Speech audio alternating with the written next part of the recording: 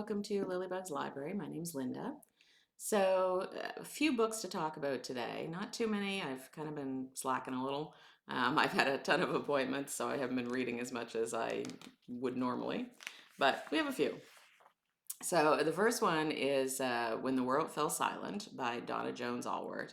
And this one is about the Halifax explosion. Halifax is in Nova Scotia, Canada, and it happened in 1917 during World War One. But it's an explosion that took place between two ships, and in the harbor itself. So it really destroyed a lot of things and killed a lot of people.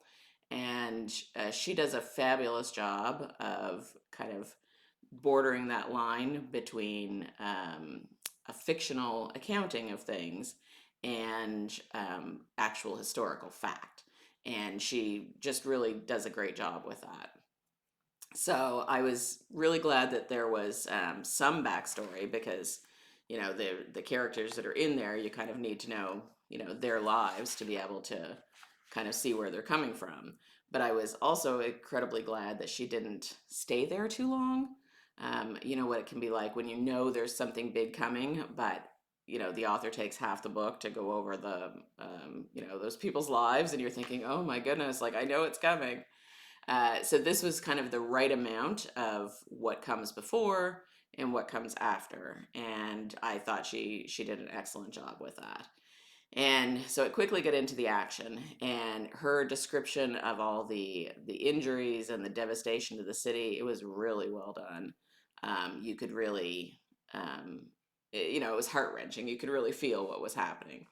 And for me, the extra cherry on top was the fact that it was really poignant because I know the streets and I know the areas in the book that she's talking about. And so some of the little tidbits about the different places and things, it really, it really speaks to you when it's a place that you know well. I'm sure, everybody would feel like that depending on what the story was about. Like if it's about a place that you've been multiple times and that you know well, you really are going to, that's really going to come across in what she writes. So yeah, love that one. Would totally give it 5 out of 5. And this was she's done a lot of romance novels, but this is her first historical fiction, I believe. And if so, I mean, she's really done a great job of it, and she's really kind of found a new niche for herself because it was great. So that was that one. And then I did an arc for NetGalley. So thank you to NetGalley, the publisher and the author. And this one was The Trials of Lila Dalton by L.J. Shepard. It was it was interesting. It was bizarre, but interesting. So it starts out with like the premise is really good. It starts out with this female lawyer who is standing in front of the jury, and the way I'll read you the first line of the synopsis. It says, "I look up to find 12 strangers staring back at me, and I realize I'm the one they're waiting for." So she has no memory of being a lawyer, no memory of her life, nothing at all, really. And so she's just, when this happens, she's just kind of winging it. And it turns out she remembers everything about being a lawyer pretty much, but she doesn't remember anything about her own life, or even her name, was a surprise to her. So then it just gets like the first half of the book was really good. You really want to be in the video, do you? So there was lots of twists, lots of intrigue. I was really there for it. Um, and there's a lot of action and a lot of clues to what's going on. But then there was too many clues and too much action. So I was starting to really feel bogged down. Um, there was like a lot of legal jargon, and there was a lot of like I felt as confused and frustrated as the main character did, because it was just so much going on. Sorry, so much going on. I was about 66% of the way through the book, and I really had to struggle to keep going. But at that point, it was like, okay, I really want to know how this ends because I'm really holding out for a satisfactory conclusion. And so I kept going, and it did. Things started to clear up a little. You know, you would get at least some snippets of like, oh, okay, this is what's happening, and things started to become a little clearer. But right up until the end, you're not. You know, you have ideas of what kind of might be happening. You know, but nothing clear and nothing that even made sense. But she did kind of wrap it up decently. It was kind of like if anyone's ever watched the show Lost, um, and you have watched the sixth season.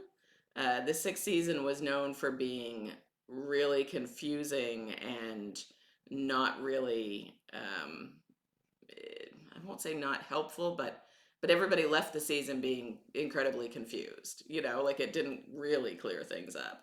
So in this way, yes, things are satisfied at the end, and you kind of walk away thinking, did I like that book? I think I like that book.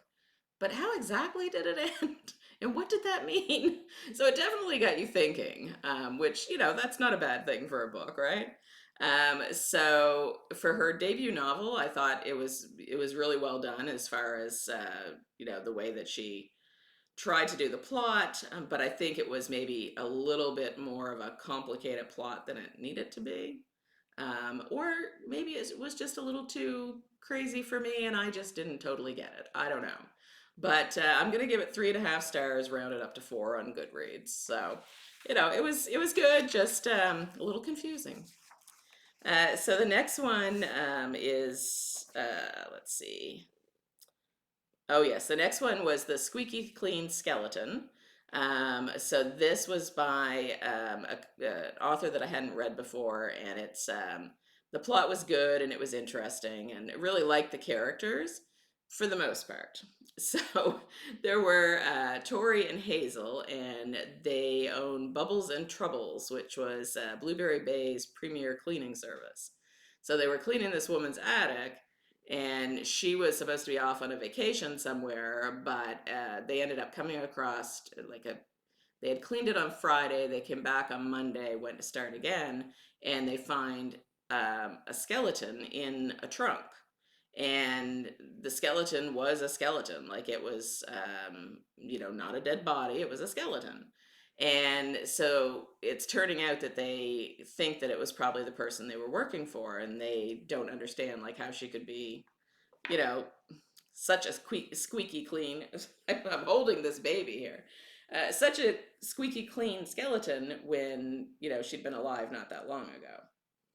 So they're trying to get to the bottom of that. Now the problem I had with the book was a couple of things. The main thing, I'm not sure. Like I know characters in small towns, they all have like a little quirky thing, and that's great, but I think it can be overused. And so with this one, Tori and I think her best friend Hazel does it too. I know Tori does it. She keeps saying wicket, and everything's wicked good or wicked bad or wicked clean or wicked delicious, or it doesn't matter, like it's just everything. And again, I know that's like supposed to be part of her charm, but I think it's one of those things that could be used sparingly because it got really annoying really quick. I was listening to the audiobook and it was like it was hard to get through because of that. Now there is a couple men in it. One is Hazel's brother, who is the police officer. He is not a nice character, and I know he's probably not supposed to be a nice character, but um, he's very misogynistic, kind of a bully. Just definitely not making a good show of the badge. Like he was awful. He was like the worst character in the story. So and he's not the one that met his untimely end. So it's like, and then there's a handsome Irish man who shows up. I won't, ruin how he shows up. But his name is Rune, and Rune, and he shows up, and he's sweet. He's a very nice man. He's really cares about Tori. Um, he's a great part of the story, and it really helps to make things work. So overall, I mean, I did like it. I I'm tempted, like I'll probably read another one at some point just to see if the word wicked is in there a million times. If it's not, I can see reading like the whole series, but if it is, I don't think I can. So I would give this one 3 out of 4, 3 out of 5 stars. And like I said, it's good, but just little things about it that I found a little hard to deal with. So that's what I read. I know there is not a summer book among them, so I'm sorry for that. I am reading one now that is part of our theme, but I totally got off track this month. The themes just flew out the window. So some months are like that. What can I say? I'm gonna put the cat down because he's gets heavy. And I know he thinks he's the center of the universe, but we need to do other things too. So I also have a book tag that I'm going to do. Usually I would do it separately, but this one's fairly short, so it won't take that long. So it came from Suey's Book Banter, so thank you, Suey, for tagging me. And I was trying to see if there was a trying to see if there. Oh, it was a phenomenal woman tag. I didn't have the title on there, but now I remember. So the first prompt was, "Who is your favorite phenomenal woman author?" I can't pick one. Um, so many great women authors out there, especially in the genres I read, I guess. So I chose a few. Kristen Hanna, Maya Angelou, Genevieve Graham, Kate Quinn, Donna Allward Jones, Sophie Kelly, Agatha Christie, Ellie Thornton. Yeah, there was a long list. So, and that's not even going back in time much to, authors that really kind of opened up things for women, like the Louisa May Alcott and like people like that who really kind of opened the genres up. So what book features your favorite phenomenal woman character? Oh, that's interesting. Okay, so I answered that wrong when I took notes, but so I wrote the characters, not the book. But I can tell you the books that they came from because I was thinking of the Stark sisters, so Game of Thrones, Katniss Everdeen, Hunger Games, Anne Shirley, Anne of Green Gables, and Hermione Granger, Harry Potter. So it's not that there's not phenomenal women characters in books with adults, but I think we all come across those characters more in the YA books. It's I don't know if it's more in your face or whether that's just where we first discover phenomenal women and how great they can be in books. So those are the ones that stick out. And then the next one was if you're creating a book prize, which book by a phenomenal woman author would you choose? And I said if I was to choose something like that, I would choose either an Agatha Christie book, maybe like Murder on the Orient Express, or I would choose Mary Shelley's book, Frankenstein, because those are two phenomenal women authors, and those are two very popular books that they've written. And then the last one was just to tag some phenomenal women booktubers. So that one was easy because I watch a lot of them. My only fear was that I was going to miss someone, because there are so many phenomenal women booktubers.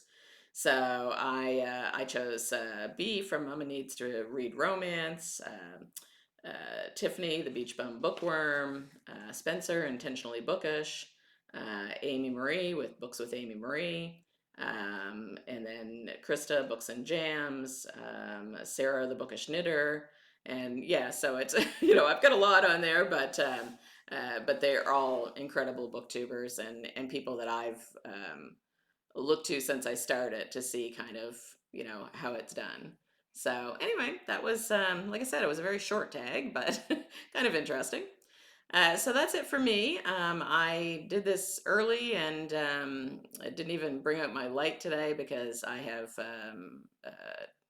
yeah, I have very little sleep is what I've had. I have appointments this morning and then company coming this afternoon, so I just wanted to spend some time with you before then and get some of this done so we could get it updated, especially the arc because it did come out August 20th, so I'm a little bit late on that one. But it is out now, so if you're interested in the twisty turns of the trials of Lila Dalton, you can check that out now. So thank you for hanging in there with me today, and I'm off to get ready for my next appointment and finish my coffee because Dudley decided last night was a great night to do crazy things in the middle of the night, so I haven't had a lot of sleep. So I'm just kind of, I'm struggling a little. So it's going to be a couple more of these before I go anywhere. All right, talk to you soon, friends. Bye bye.